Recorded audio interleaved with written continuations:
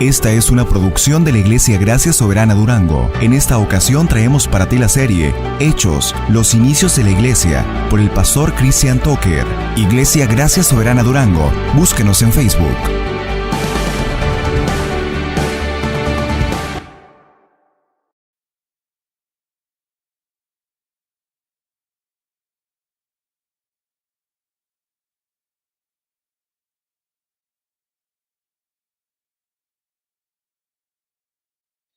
Hechos, capítulo 27, es el texto que el día de hoy nos corresponde estar estudiando.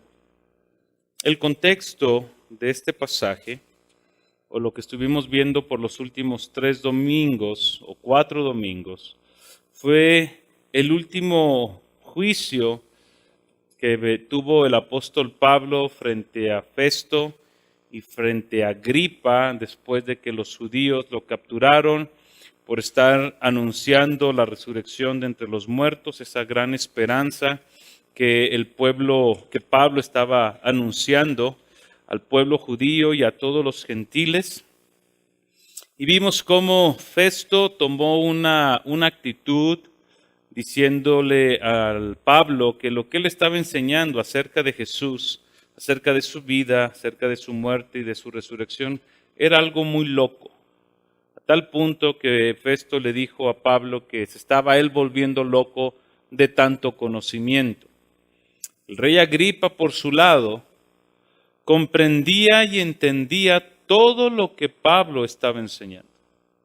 Pablo apeló a Agripa de que él no era ignorante ante las costumbres de los judíos y ante lo que él estaba exponiendo acerca de Jesús, porque la vida de Jesús, dijo Pablo, no se hizo en secreto. No es algo que se hizo muy escondido, fue algo que estuvo a la luz. Y vemos a una Agripa respondiendo ante el apóstol Pablo y ante la realidad de Jesús con una respuesta, en cierta manera, veíamos que irónica, decir que en tan poco tiempo quieres que me convierta en cristiano. La realidad es que por mucho que él creía en Jesús, él consideró que Jesús no era alguien importante para su vida. No lo consideró como lo preeminente para vivir. Lo consideró importante, pero no lo consideró preeminente. Pablo termina diciendo, lo mejor que le puede pasar al hombre es conocer a la persona de Jesús. Y él termina diciendo estas palabras, ojalá que en mucho o en poco tiempo, no solamente tú, rey Agripa, sino todos los que escuchen el evangelio puedan llegar a ser como yo, excepto a estas cadenas. Eso fue lo que estudiamos el domingo pasado de manera muy particular. Pero de manera contextual, Pablo estaba ante Agripa porque Festo no sabía qué poner en su acusación hacia el César para saber por qué iban a acusar a este hombre. Y leemos lo siguiente en los versículos finales del capítulo 26, en el versículo 30, dice lo siguiente. Entonces, el rey Agripa, el gobernador Berenice y los que estaban sentados con ellos se levantaron y mientras se retiraban hablaban entre ellos diciendo, este hombre no ha hecho nada que merezca muerte o prisión. Y Agripa dijo a Festo, podría ser puesto en libertad este hombre si no hubiera apelado al César. Capítulo 27. ¿Qué es lo que vamos a encontrar? Después de que Agripa dice estas palabras, el equipo de trabajo, el centurión y todos los encargados de los romanos embarcan al apóstol Pablo rumbo a Italia. Previo, Pablo ya tenía un llamado de parte de Dios para ir a predicar el evangelio a Roma. Lo que nosotros nos vamos a encontrar en la vida, en este capítulo, es un viaje muy largo. Dicen los historiadores que de Cesarea hasta Italia aproximadamente era un viaje de 3.200 kilómetros. Pero es un viaje donde pasan sucesos en la vida del apóstol Pablo, y no solamente en el apóstol Pablo, sino en los acompañantes del apóstol Pablo, y toda una tripulación, alrededor de más de 200 personas, que vivieron las mismas experiencias que el apóstol Pablo. Y cabe mencionar que no todos eran cristianos. 3 hombres, por lo menos, podemos identificar a 3 hombres de más de 200 personas que eran personas cristianas, que confiaban en el Señor, que vivieron la misma experiencia que las otras 200 personas. Y aquí quiero llegar con esto. Que lo que el día de hoy vamos a ver, mi hermano, son situaciones en la vida que le pasan a creyentes y no creyentes. Mientras cantábamos las canciones del día de hoy, no sé si tú, decía Eddie, yo veo que vamos a cantar y me doy una idea por dónde vamos a predicar el día de hoy. La mayoría de las canciones el día de hoy iban enfocadas y apuntadas a que tú tuvieras la realidad de algo. Hay tormentas en la vida. Hay tempestades que nos toca vivir. Pero en medio de esa tempestad siempre hay una esperanza. Y esa esperanza es Jesús. No importa si la situación es una lluvia pequeña o una tormenta severa, la única esperanza que tenemos el cristiano y el no cristiano está en Jesús. Y eso es lo que el día de hoy queremos ver. Con este pasaje, a aquellos que enseñan que la vida del cristiano no debe de ser una vida de sufrimiento, sería un pasaje que está de más en la Escritura. Porque tú y yo a lo largo del pasaje vamos a ir viendo cómo el mismo apóstol Pablo, Lucas y Aristarco, que eran los 3 cristianos que iban en el barco, llegó un momento donde la tempestad era tan grande que ellos mismos dicen, perdimos toda esperanza de vida. Ya nos dábamos por muertos en esta situación. Pero ¿qué es lo que hacía que estos hombres, a pesar de la situación en la que estaban viviendo, a pesar de que dijeran, ya no nos ya aquí terminó nuestra vida, los mantenía con una esperanza? Y esa esperanza siempre va a ser Jesús. Pero no solamente Jesús en el entendimiento intelectual de la persona de Jesús, sino Jesús en el entendimiento de que Él es tu Dios y tú eres su Hijo. De que tú eres su Dios, de que tú le perteneces a Él, de que Él es tu dueño, de que Él es quien sostiene tu vida, no importando que la tormenta sea muy complicada. Porque entendemos esto, que si Él es mi dueño, no importa el resultado que yo viva, Él lo orquestó para mí. Porque Él es más sabio que yo y Él sabe lo que es mejor para mi vida. Bajo esa premisa y bajo esa introducción, vamos a ir leyendo porciones del texto, porque vamos a estar estudiando el día de hoy desde el versículo 1 hasta el versículo 26. Hay pasajes, hay porciones largas donde Lucas nos manda a recorrer todo un viaje completo. El título del sermón del día de hoy se llama Confiemos en Dios en medio de la tormenta de la vida. En los primeros domingos del año exploramos un tema que se llamaba Cristo, el centro de nuestro gozo. Y ahí yo les hablaba, o la Escritura más bien, nos hablaba a todos, de que el sufrimiento es una realidad. Y que en medio del sufrimiento debemos de mantener nuestro gozo, ¿verdad? Pero el día de hoy lo que queremos ver es cómo es que tú y yo debemos atravesar las tormentas de la vida. El título nos lleva a que todo lo que hemos cantado es confiemos en el Señor, confiemos en el Señor, confiemos en el Señor, porque Él es la única esperanza.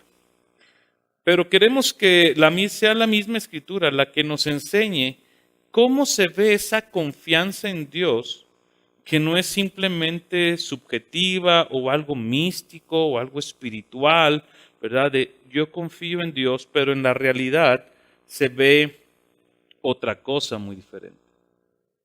La tormenta de la vida, el sufrimiento, las adversidades, ¿cómo nos va a enseñar hoy Lucas por medio del Espíritu, o el Espíritu Santo por medio de Lucas? ¿Cómo es que tú y yo podemos responder o reaccionar ante las tormentas de la vida? Pero dado que Hechos es un libro histórico, vamos a ir primero a la historia. ¿Nos pones el mapa, Alex, por favor?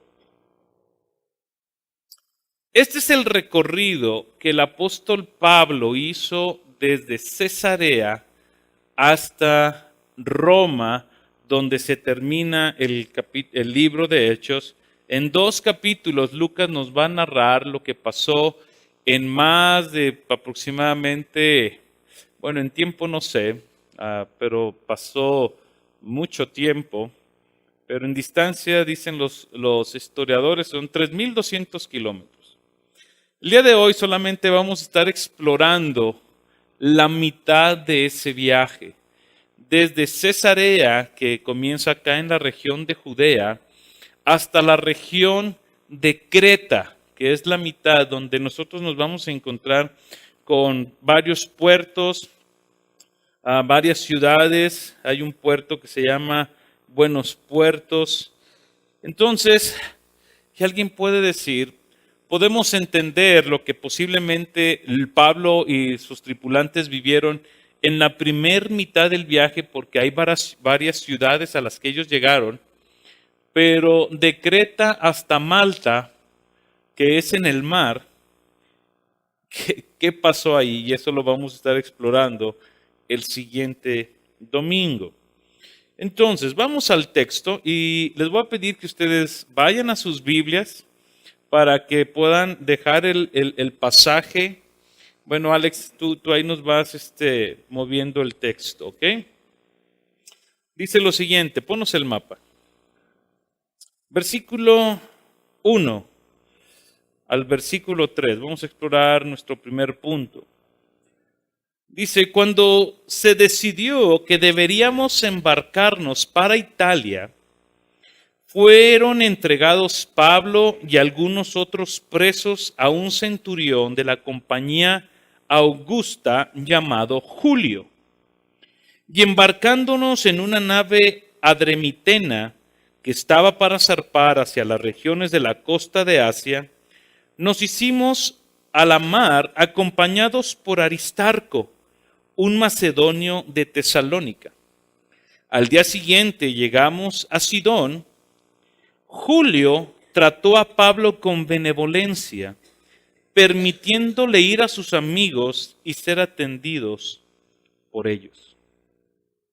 El primer principio que queremos enseñar y aprender juntos es qué actitud debemos de tener o cómo es que debemos demostrar nuestra confianza en Dios en medio de la tormenta. Y debemos entender algo. Santiago nos dice que toda dádiva y todo don perfecto proviene de lo alto. Toda dádiva es un regalo, es un obsequio de parte de Dios. Todo lo que tú y yo disfrutamos de este lado de la gloria es algo provisto por Dios, incluso la tormenta. Pero decía Juan Calvino en uno de sus libros de cómo debe de vivir el cristiano, él decía lo siguiente. Dice, Dios en su misericordia provee a los hombres de dones y de talentos. Y él hablaba o tenía, su escrito se basaba en un don. Y él decía el don de la paciencia. Pero Calvino en su escrito dice lo siguiente. Si Dios es el dador de los dones y a los hombres les ha dado paciencia, el don de la paciencia, dice, ¿no sería algo absurdo que Dios no provea los medios necesarios para que ese don se ponga a prueba? Porque si no sería un don mal invertido y un don inútil, porque se te dio algo que lo tienes en tus manos y dices, ¿y qué hago con él, verdad?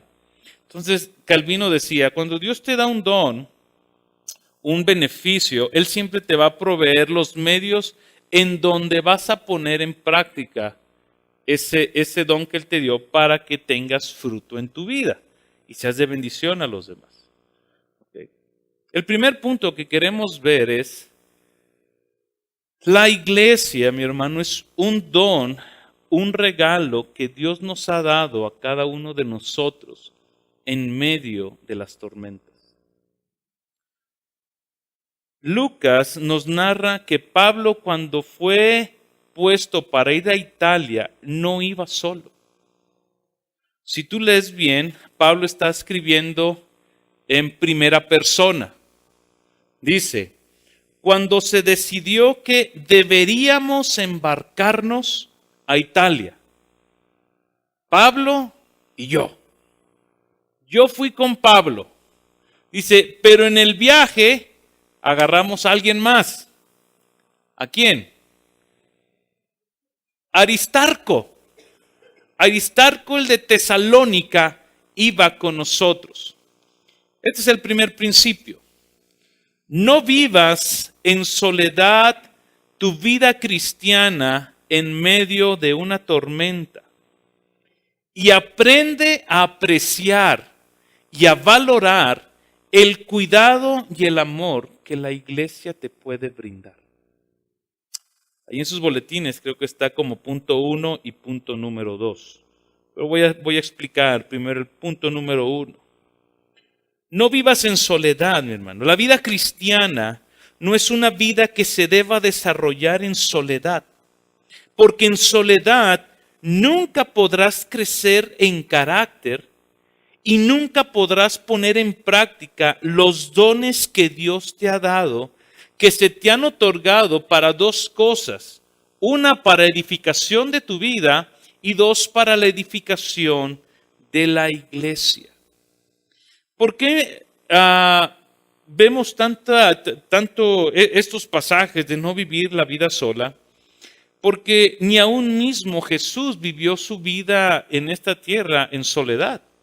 Él no se hizo de uno o de dos personas, Él se hizo de 12 hombres que caminaron junto con Él y que les estuvo enseñando constantemente. Cuando mandó a los 70 discípulos, ¿cómo los mandó?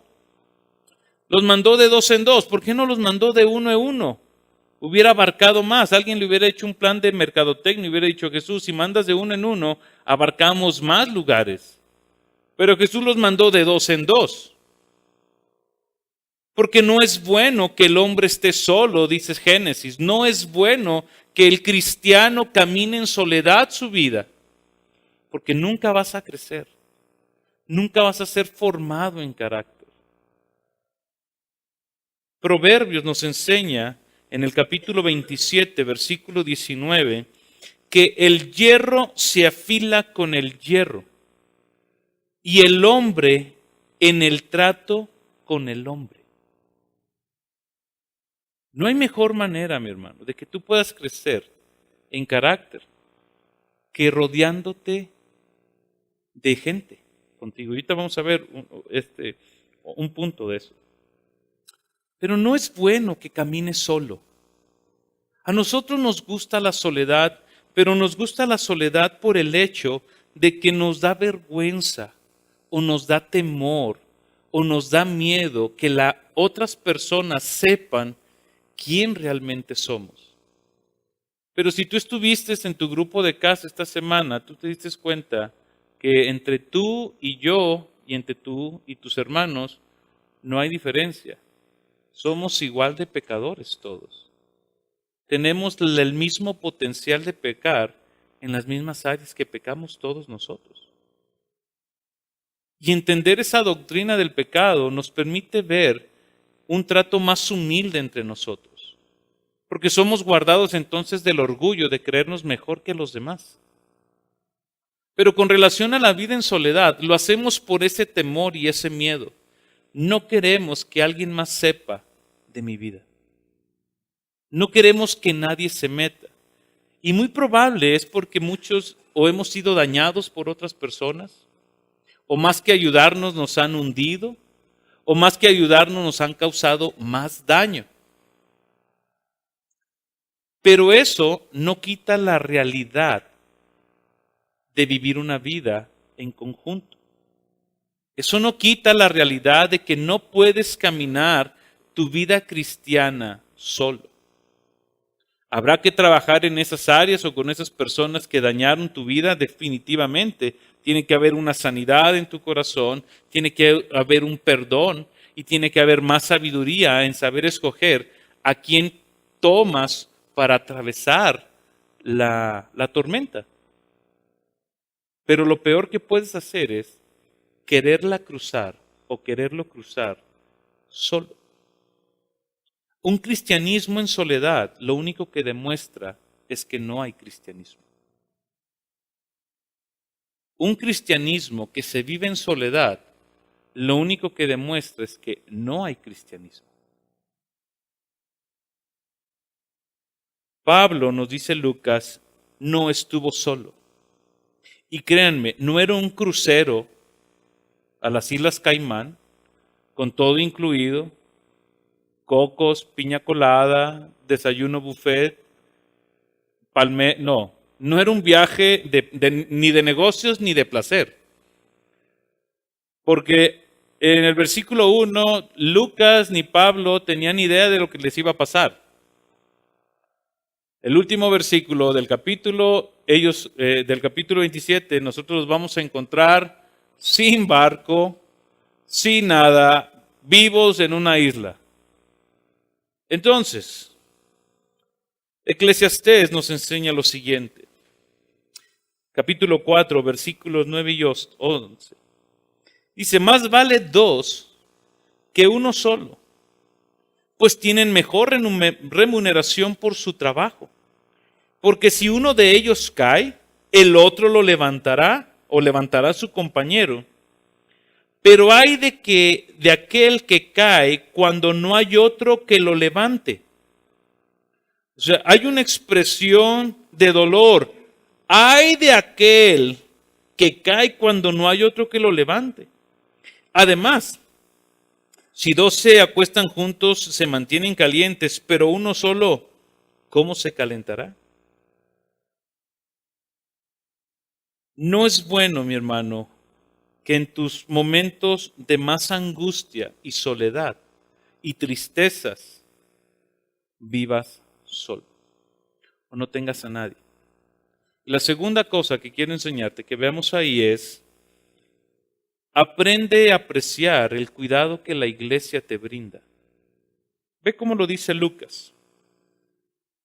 Versículo 3. Al día siguiente llegamos a Sidón. Julio, quien era el centurión que estaba a cargo de Pablo, dice, trató a Pablo con benevolencia, permitiéndole ir a sus amigos. ¿Y qué hicieron los amigos? Lo cuidaron, lo atendieron, se dejó chiquear, se dejó cuidar. Yo no me imagino un apóstol Pablo diciendo, no, estoy bien, no pasa nada, voy a Italia. Pero Pablo, permítenos servirte, queremos servirte. No, estoy bien. Díganme mejor ustedes, ¿en qué les puedo servir? Se ve que están más fregados que yo.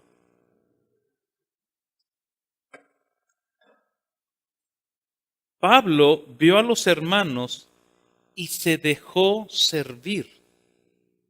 Más adelante en el capítulo 28, tú vas a encontrar que cuando Pablo llega a Roma, dice que en cuanto vio a los hermanos, recuperó ánimo. O sea, y era un hombre que en un viaje había perdido no solamente la esperanza de vivir, ya había perdido todo el ánimo. Pero cuando él vio a la iglesia que fueron a recibirlo a él, dice Lucas que él agarró ánimo. ¿Cuántas veces la iglesia, y cuando me refiero a la iglesia, no me refiero a mí, ni a Poncho, o a Pedro, o a los líderes, me refiero a la iglesia en conjunto. Nosotros somos la iglesia, mi hermano. Todos nosotros, cada uno de ustedes, formamos parte de la iglesia. Todos nos necesitamos los unos a los otros. El servir a los hermanos no es un lujo o una carga, todo dependiendo cómo lo quieras ver. Para alguien puede ser un lujo servir y alguien puede estar muy agradecido y decir, es un privilegio para mí servir. Para otros pueden decir, para mí es una carga tener que servir a la iglesia. Pero lo hago porque me invitaron o lo hago porque si no pierdo mi identidad en la iglesia al no estar activo constantemente. El servir a la iglesia, el cuidar de los hermanos, no es un lujo o una carga, ni tampoco es algo para unos solos creyentes. El poder servir a Jesús, mi hermano, en primer lugar es un mandamiento otorgado por Dios. Tú cuando sirves no le estás haciendo un favor a alguien. En primer lugar estás cumpliendo un mandamiento que Dios ordenó. En segundo lugar, tú estás demostrando tu amor por Jesús al servir a la iglesia.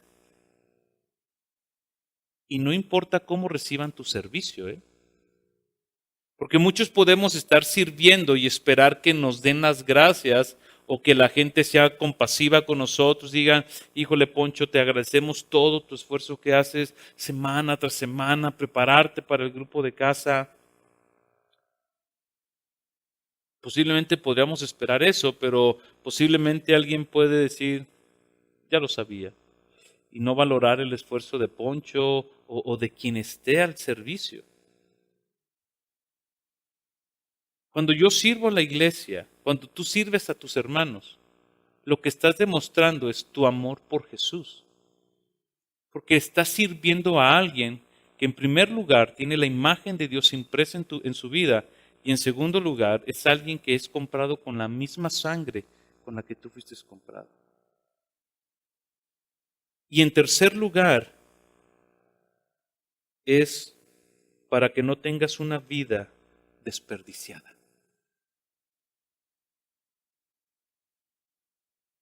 Vamos a Lucas, capítulo 13, por favor.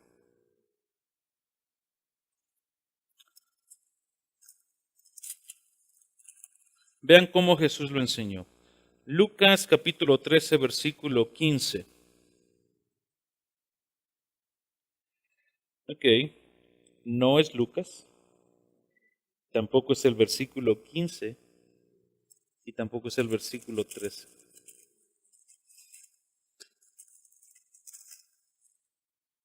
Pero sí es Juan. Juan sí es. Y si es el capítulo 13, y si es el versículo 15. Fíjense lo que dice. Ok, ¿cuál es el contexto? Jesús le lava los pies a sus discípulos. Versículo 15. Porque os he dado ejemplo. Ok, versículo 14. Pues si yo, el Señor, el Maestro, os lavé los pies, vosotros también debéis lavarlos los pies unos a otros. Y está el mandato. Debes servir. Porque os he dado ejemplo para que como yo os he hecho, vosotros también lo hagáis. En verdad os digo, un siervo no es mayor que su señor, ni un enviado es mayor del que lo envió. Si sabéis esto, ¿qué dice? Seréis felices si lo practicas. Hay gozo en el servicio. Y Jesús dice, si yo lo hice por ustedes. Y créeme, muy agradecidos que seamos a veces, no creo. Pero el Señor sirvió con amor. Entonces, en medio de la tormenta, si tú estás cruzando por la tormenta, sé humilde, deja que los hermanos te sirvan, déjate cuidar por la iglesia. Deja que la iglesia ponga en práctica los dones que Dios le ha dado para servir a tu vida. Y si tú no estás cruzando por la tormenta, sé misericordioso y sirve a aquellos que están pasando por la tormenta. Sé compasivo, muestra tu amor hacia tus hermanos. Vela siempre por el bien de tus hermanos en cualquier área en la que tú puedas ayudar para que esa persona sea bendecida. Pablo en Gálatas nos dice, no nos cansemos de hacer el bien, en especial a los de la familia de la fe. En especial a los de la familia de la fe.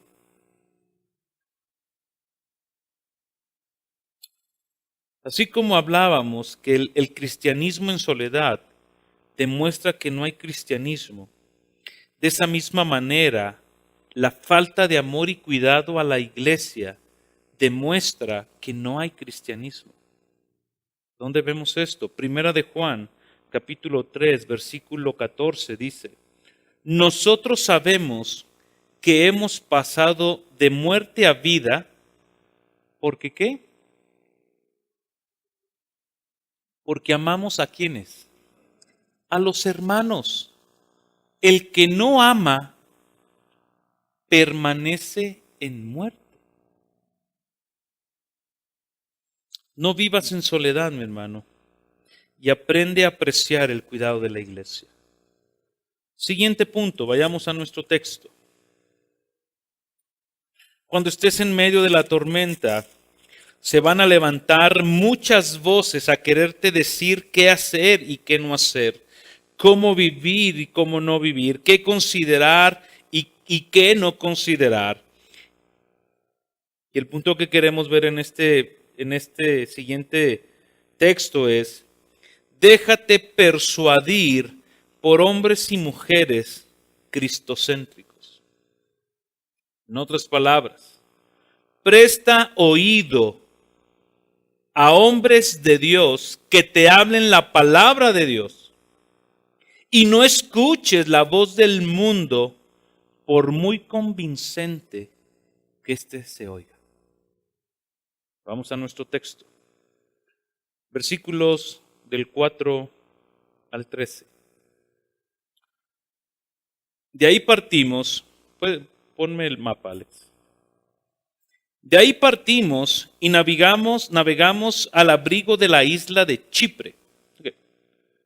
Pablo está aquí, los que están de aquel lado me pueden ver. Pablo sale a Sidón, en Sidón la iglesia la atiende, entonces él comienza un viaje por el norte, por todo el área de Cilicia, Panfilia y toda esta parte hasta que vamos a llegar aquí a Gnido, a Rodas y al Cabo de Salomón. Ahí vamos a empezar todo ese viaje. Dice lo siguiente, de ahí partimos y navegamos al abrigo de la isla de Chipre porque los vientos eran contrarios. Y después de navegar, atravesando el mar frente a las costas de Cilicia y Panfilia, llegamos a Mira de Licia. Allí el centurión halló una nave alejandrina, ahí se bajaron de la nave adramitena y se subieron a otra embarcación, una embarcación más grande que transportaba alimentos y más gente. Dice que iba para Italia y nos embarcó en ella.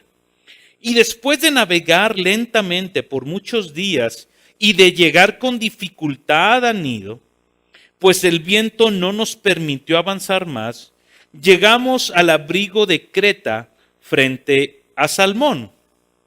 Y costeándola con dificultad, llegamos a un lugar llamado Buenos Puertos, cerca del cual estaba la ciudad de Lasea. Que en todo ese recorrido, Lucas nos acaba de decir que desde Sidón hasta Lasea, hasta Buenos Puertos por aquí, hubo dificultades, los vientos eran contrarios a ellos. Aquí todavía la tormenta ni siquiera se levanta, pero Lucas ya nos está dando a entender que hay grandes dificultades en la travesía. Vientos se levantaron, tuvimos que rodear una isla, navegábamos lentamente, con dificultad llegamos hasta Gnido, ¿verdad? Porque el viento no nos permitió avanzar más. Versículo 9. cuando ya habían pasado mucho tiempo, la navegación se había vuelto peligrosa, pues hasta el ayuno o el día de la expiación de los judíos había pasado ya. Estamos en buenos puertos. Y Pablo los amonestaba diciéndoles: amigos, veo que de seguro este viaje va a ser con perjuicio y graves pérdidas, no solo del cargamento y de la nave, sino también de nuestras vidas. Con este texto, aquellos que predican la declaración positiva le dirán aquí a Pablo: condeno tu lengua. ¿Sí? Le dirían: no lo declares. Pablo está siendo muy consciente diciendo: aquí nos vamos a morir todos. Estoy viendo que esto ya se está poniendo muy peligroso. Y no solamente el barco se va a perder, también nosotros nos podemos morir aquí. Versículo 11. Pero el centurión, el que estaba a cargo de Pablo, se persuadió más por lo dicho por el piloto y el capitán del barco que por lo que Pablo decía. Y como el puerto no era adecuado para invernar, buenos puertos, dice, la mayoría. Me imagino que el centurión haber dicho: pónganse de este lado los que opinan igual que Pablo. Yo me imagino que nada más Aristarco y Lucas, ¿verdad? 3. Pónganse de otro lado los que opinan diferente a Pablo y vamos a votar si tenemos que marcharnos de aquí o no. Todos se pasaron de este lado. Dice lo siguiente: la mayoría tomó la decisión de hacerse a la mar desde allí, por si les era posible arribar a Fenice. Ok, en sus mapas yo no veo desde aquí, pero Fenice, aquí está Buenos Puertos, aquí está Fenice, en la misma isla de Creta. Iban a avanzar unos kilómetros adelante. Buenos Puertos no era bueno para el invierno, Fenice era bueno para el invierno. Y todos dijeron: de pasar el invierno aquí, avanzar poquito, vámonos para allá, no le hagas caso a este loco. Versículo 12, sigo ahí. Un puerto de Creta que mira hacia el nordeste y al sudeste y pasar allí el invierno. Cuando comenzó a soplar un moderado viento del sur, creyendo que habían logrado su propósito, levantaron anclas y navegaron costeando a Creta. Me imagino la siguiente escena. Pablo diciéndoles: no vayan, vamos a perder la vida. El centurión platicando con el capitán, platicando con los demás: ¿ustedes qué opinan? ¿Sabes qué? Aquí no nos podemos quedar, vamos a sufrir, viene el invierno, vamos aquí adelantito al siguiente puerto. Empezó un viento y dijeron: ve, esta es la oportunidad, la gran oportunidad que estábamos esperando. Este viento nos va a llevar hacia Fenice. El centurión dijeron: levanten anclas, pongan las velas y vámonos. Me imagino yo al apóstol Pablo algo así así me lo imagino. No lo dice el texto, así me lo imagino yo. ¿Por qué quiero hablar de presta oído a hombres y mujeres?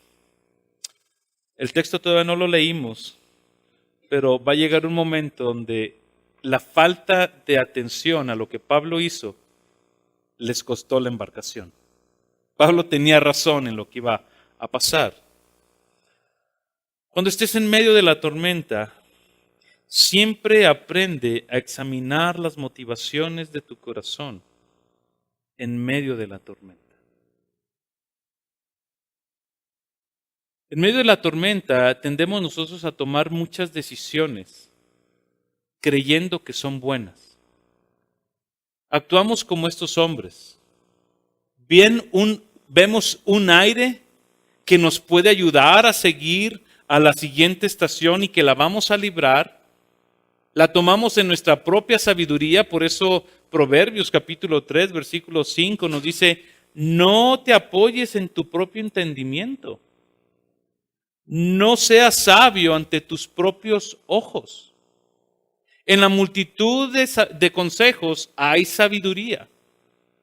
Estos hombres no quisieron atender la voz de Pablo. Veían que la navegación estaba en peligro. Pablo les trajo una advertencia: no sigan por ahí porque no solamente se va a perder el barco en nuestras vidas. Pero ellos, más experimentados en la vida de la navegación, posiblemente le dijeron a Pablo: a ver, ¿en dónde estudiaste navegación?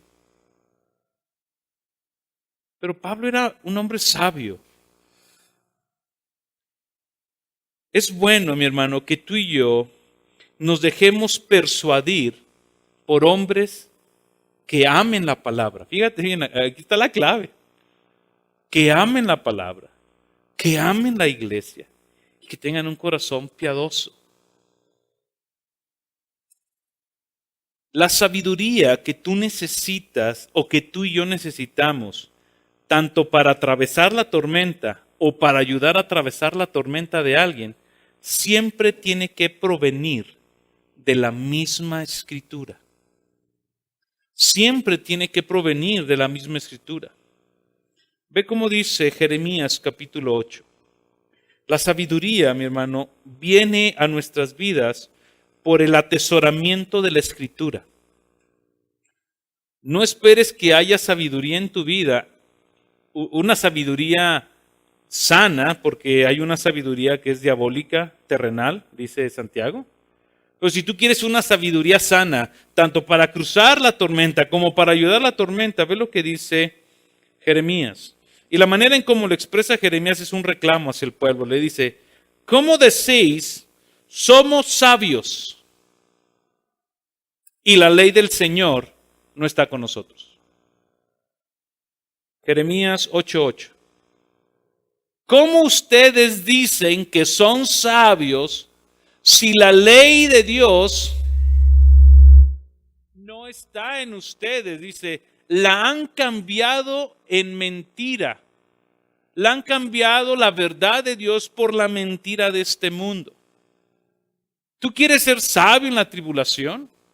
Satúrate de la palabra. No en vano, Pablo en Colosenses 3 nos dice que la palabra de Dios habite, permanezca, sean saturados de la palabra de Dios.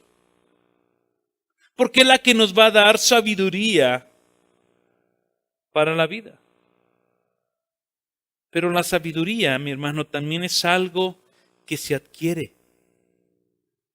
Proverbios 2, versículo 1 dice lo siguiente: Hijo mío, si recibes mis palabras y atesoras mis mandamientos dentro de ti, da oído a la sabiduría, inclina tu corazón al entendimiento, porque si clamas a la inteligencia y alzas tu voz al entendimiento, si la buscas como a la plata y la procuras como a los tesoros escondidos, entonces entenderás el temor del Señor y descubrirás el conocimiento de Dios.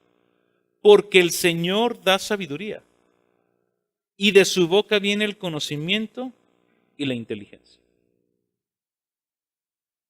La mayoría de nosotros, cuando pasamos la tormenta, no vemos más allá de la tormenta. ¿Se acuerdan a los discípulos con Jesús? Jesús dormido. Y estos hombres asustados porque, Señor, ¿no te importa que perezcamos? ¿No te importa que aquí muramos, Señor? Y lo impresionante de Jesús es que se levanta y les dice: hombres de poca fe, y calmó la tempestad. Pero primero les reclamó y les echó en cara: cuán incrédulo eres en medio de la tormenta. ¿Por qué? Porque ellos comenzaron a ver con sus ojos muy naturales. No veían más allá de la tormenta. Tú y yo necesitamos dejarnos persuadir. Por eso comencé: no puedes vivir la vida en soledad. Necesitas alguien que te esté sirviendo. Necesitas alguien con quien abrir tu corazón, que puede estar trayendo dirección a tu vida, palabra a tu vida. Continuamos en nuestro texto. Esto nos lleva al siguiente punto. No dejes que las situaciones adversas roben la esperanza de lo que Dios puede hacer en ellas. Continuamos versículo 14. ¿Ok? Pablo les dice no salgan, ellos hacen un censo, dicen que sí, vamos de buenos puertos a Fenice, versículo 14.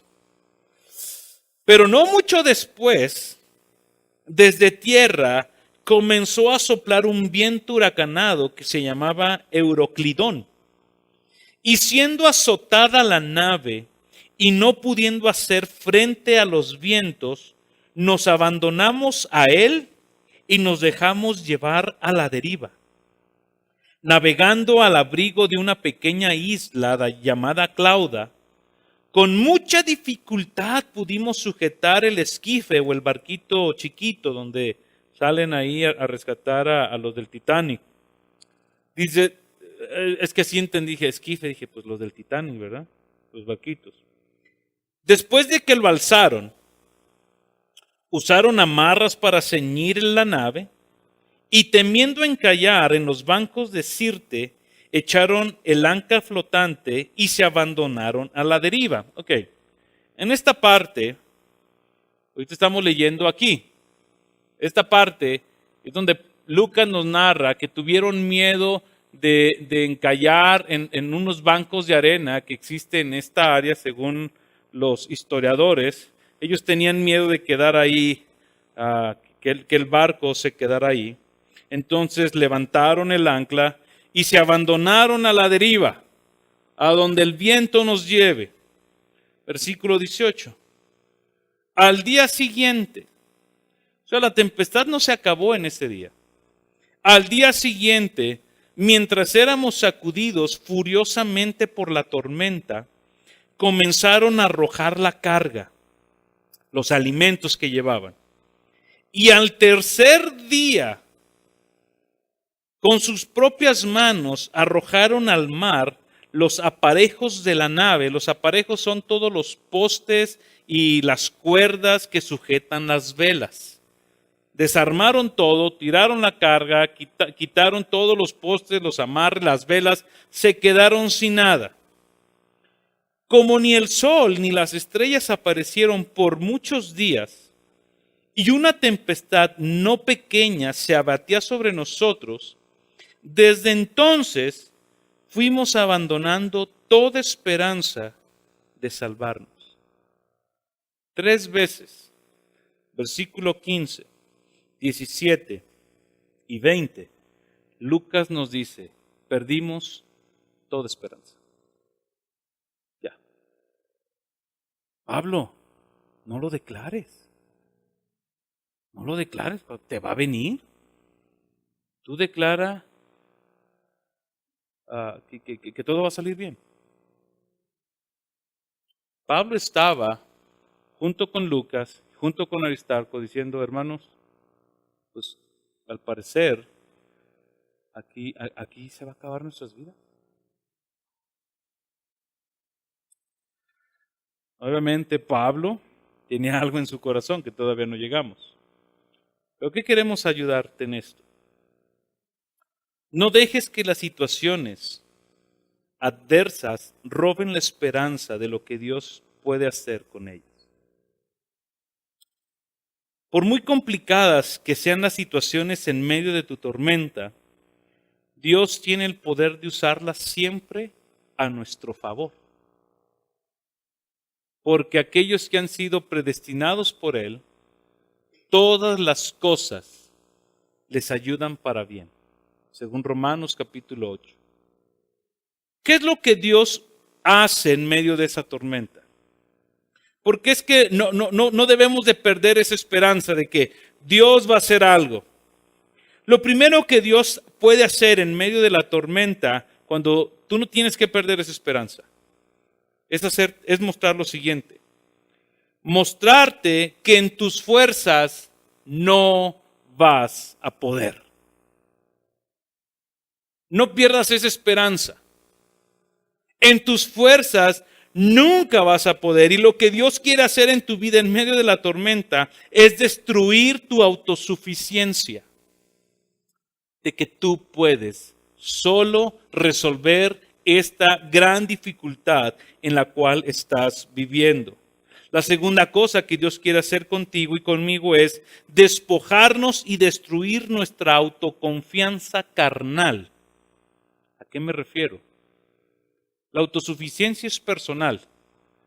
La autoconfianza carnal es, confío más en mi compañero, confío más en la palanca que tengo que me va a ayudar, a que el Señor.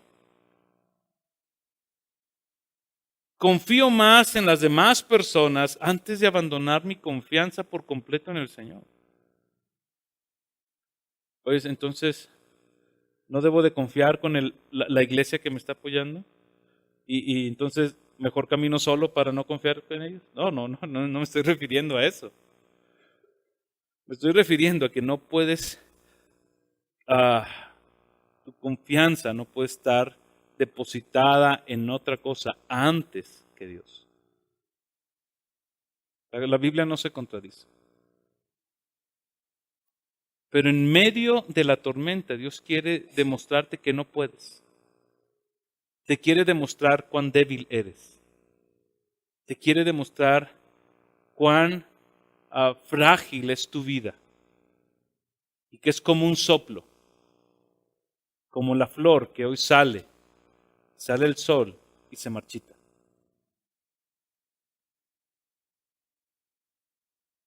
Y la tercera cosa que Dios quiere hacerte ahí es humillarte a tal punto que corras a aferrarte a Él.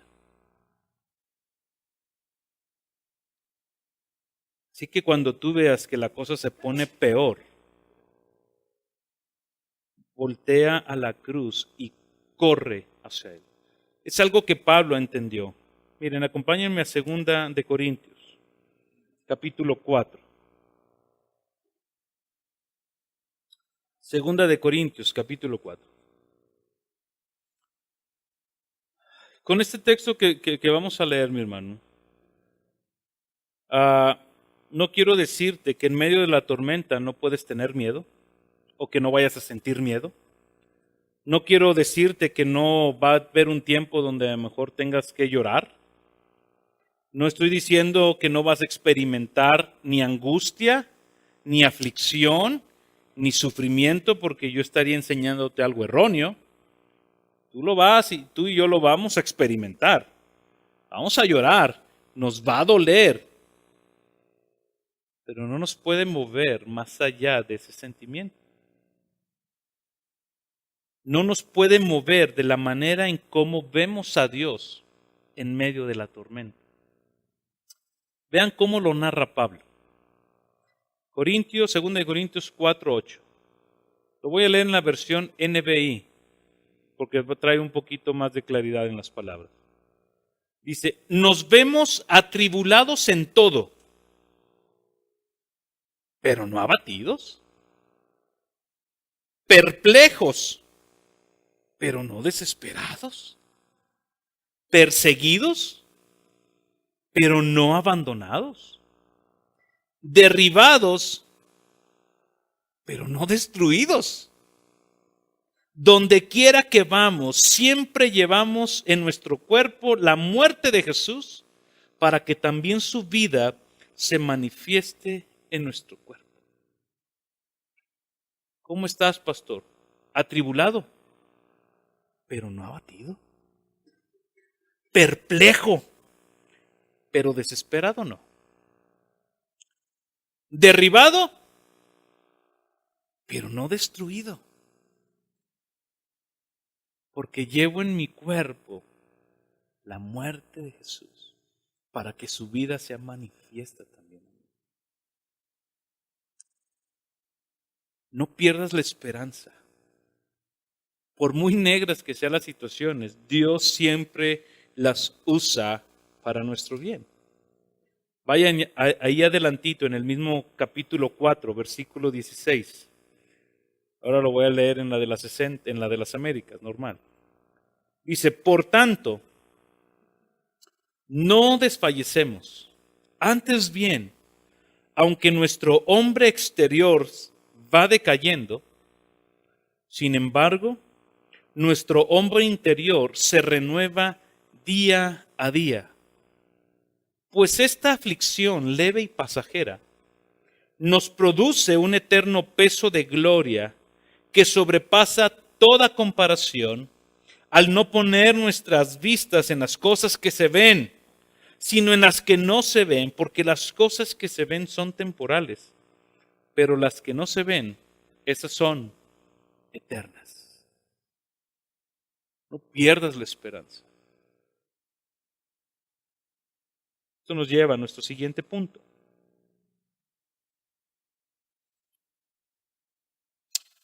No dejes que las situaciones adversas, en medio de la adversidad, que no vas a estar solo, versículo 21 y 22, quiero enseñarte esto. Ten cerca a creyentes que no solamente te animan a prevalecer en tu fe y en el Señor, sino ten a creyentes que te confrontan con tu pecado. No busques solamente la conmiseración. Ay, pobrecito de mí. Ay, sí es cierto, hermano, pobrecito de ti. Mira cuánta aflicción hay en tu vida.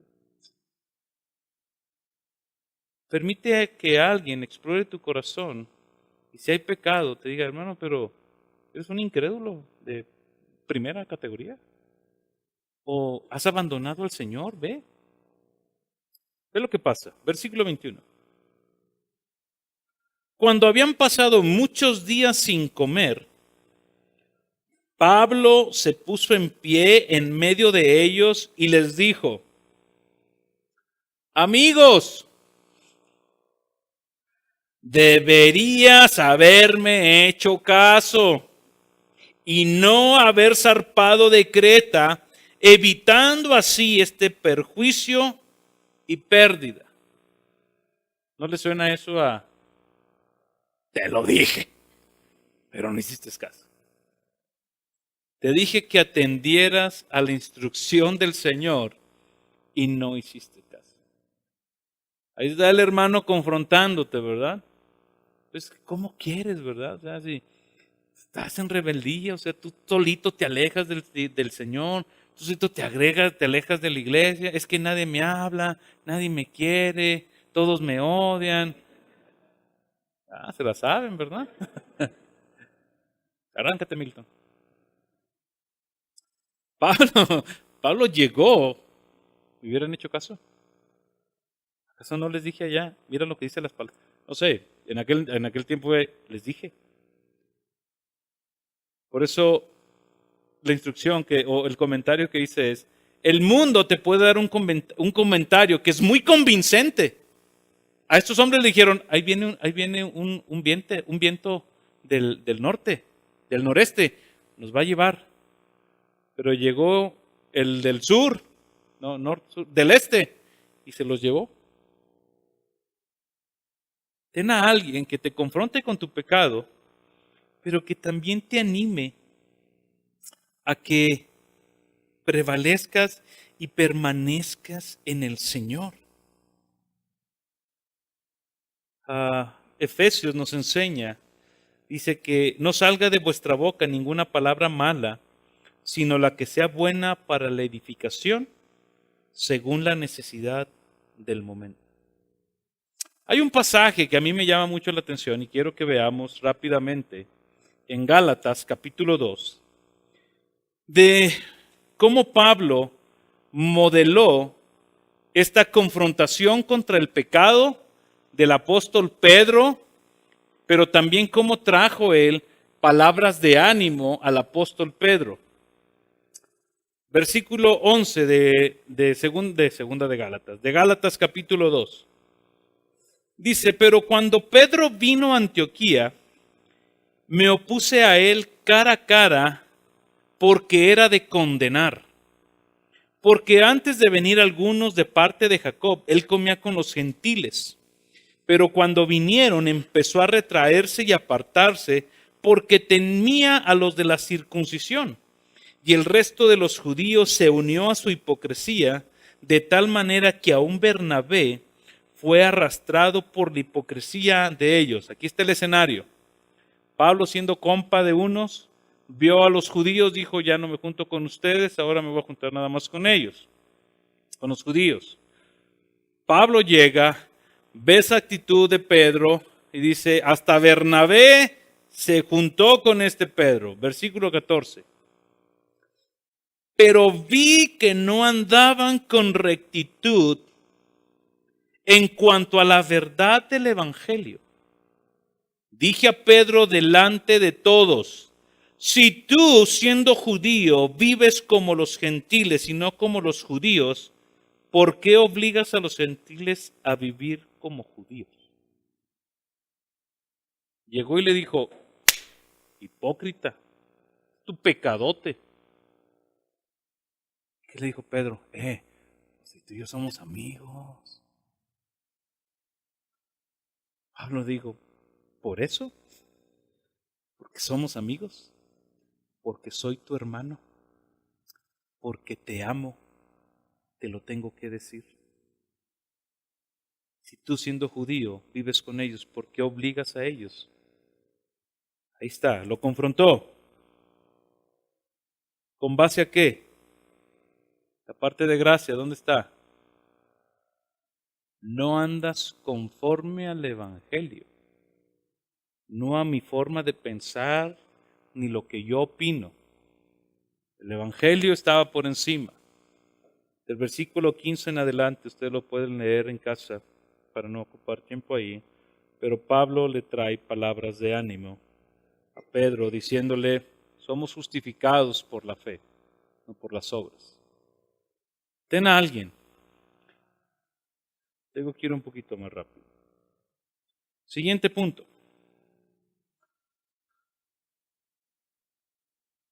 Versículos 23 y 24.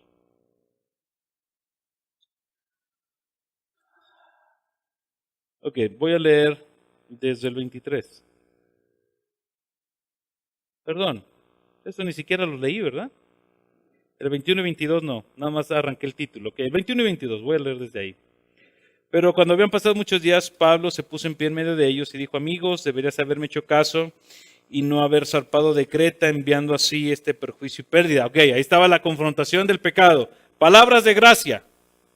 Pero ahora los exhorto a tener buen ánimo, porque no habrá pérdida de vida entre vosotros, sino solo del barco. Llegó el embarazo y les dijo, porque los amo. Versículo 23. Porque esta noche estuvo en mi presencia un ángel de Dios, de quien soy y a quien sirvo, diciendo, no temas, Pablo, has de comparecer ante el César, y he aquí, Dios te ha concedido todos los que navegan contigo. En medio de la tormenta, tú debes de entender algo. Tú tienes un dueño y eres su esclavo. Y él tiene planes mayores que los que tú y yo podemos tener en medio de la tormenta.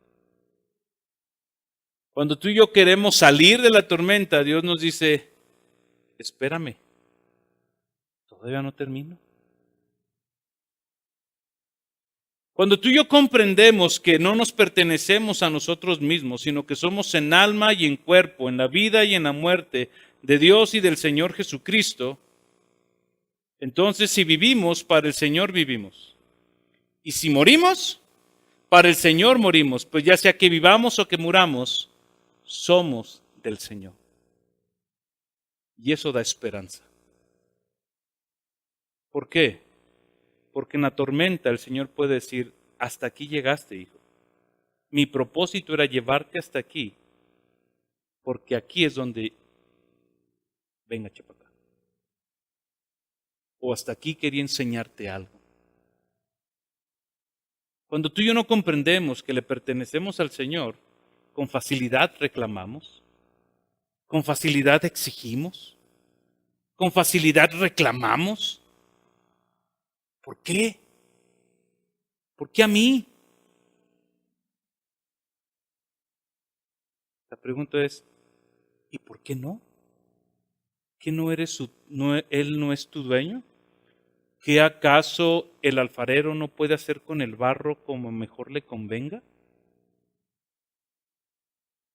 ¿Cuál es tu esperanza en medio de la tormenta?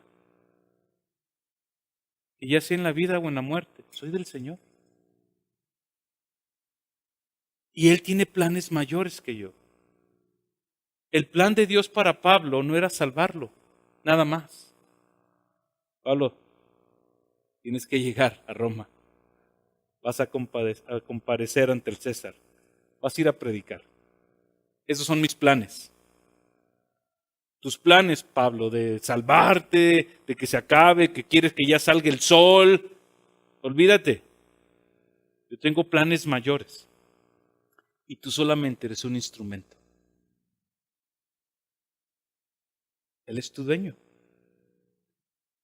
Por último, y con esto termino. ¿Cómo es que Pablo tuvo este entendimiento? Porque él no estuvo solo,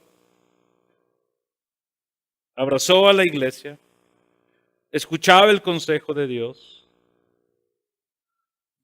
tenía gente cerquita de él, no perdió la esperanza. Versículo 25 y 26. Por tanto, ten buen ánimo, porque yo confío en Dios que acontecerá exactamente como se me dijo. Porque Él no es hombre para que mienta, ni hijo de hombre para que se arrepienta. El Señor lo dijo y el Señor lo hará. No se preocupen. Confía en el Señor. Abandónate en el Señor, porque Él es fiel y Él cumplirá en ti lo prometido. Ten una confianza. ¿De dónde nace esta confianza? ¿Qué estaba haciendo Pablo? Pablo tenía una comunión íntima con el Señor. En la noche estuvo en mi presencia un ángel y me dijo, no temas. Pablo era un hombre de oración. Era un hombre que buscaba al Señor en la tormenta, en la no tormenta, con riqueza, con escasez, en saciedad y en hambre. Todo lo puedo en Cristo que me fortalece. En Cristo. No importando las circunstancias. Derrama tu alma como agua delante del Señor. Y ten siempre en mente estas palabras de Jeremías en Lamentaciones en medio de la tormenta.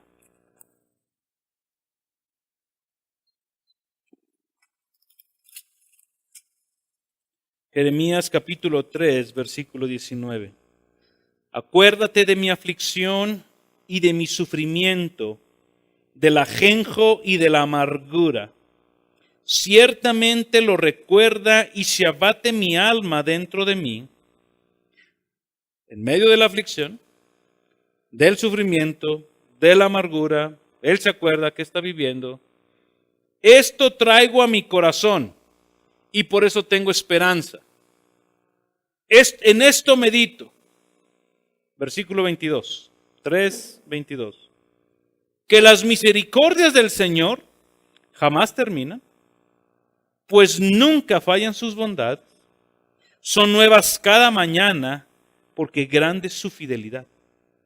El Señor es mi porción, dice mi alma, por eso en Él espero. Y bueno es el Señor para los que en Él esperan, para el alma que le busca. Bueno es esperar en silencio la salvación del Señor. Confía en Dios en medio de la tormenta. No viva solo. Ama a la iglesia. Busca a hombres y mujeres piadosos que amen la Escritura para que te hablen con la Escritura. No pierdas la esperanza, porque por más negro que esté la tormenta, podrás ser atribulado, pero no abatido. Podrás estar perplejo, pero no desesperado. Podrás ser perseguido, pero nunca vas a estar abandonado por el Señor. Y podrás estar en el suelo, pero no destruido. Y en medio de eso, el Señor hará grandes obras en tu vida. Busca hombres que te hablen y te confronten con tu pecado y que te animen a prevalecer en la gracia del Señor. Y recuerda que no te perteneces a ti mismo y que los planes de Dios son más grandes que los tuyos. Con todo eso, confía en el Señor, porque Él es fiel. Y Él hará conforme a su buena, perfecta y santa voluntad para nuestras vidas. Señor, te damos gracias por tu palabra. Señor, queremos pedirte de tu misericordia sobre nosotros. Señor, que en medio de las tormentas de la vida, que tú nos enseñes, Señor, a responder desde una perspectiva o de una manera, Señor, donde el Evangelio, Cristo Jesús, sea lo preeminente en nuestras vidas. Señor, porque a los que son tus hijos, todas las cosas les ayudan para bien. Señor, te pedimos perdón por nuestra incredulidad, por nuestra falta de fe, Señor. Perdónanos, Señor, si en medio de la tormenta volteamos hacia ti con reclamos y reproches, sin comprender o sin entender o incluso olvidándonos que tú eres nuestra roca fuerte, nuestro refugio, nuestro estandarte, y que a la sombra de tus alas moraremos, Señor, confiadamente. Padre, te pedimos que nos ayudes, Señor.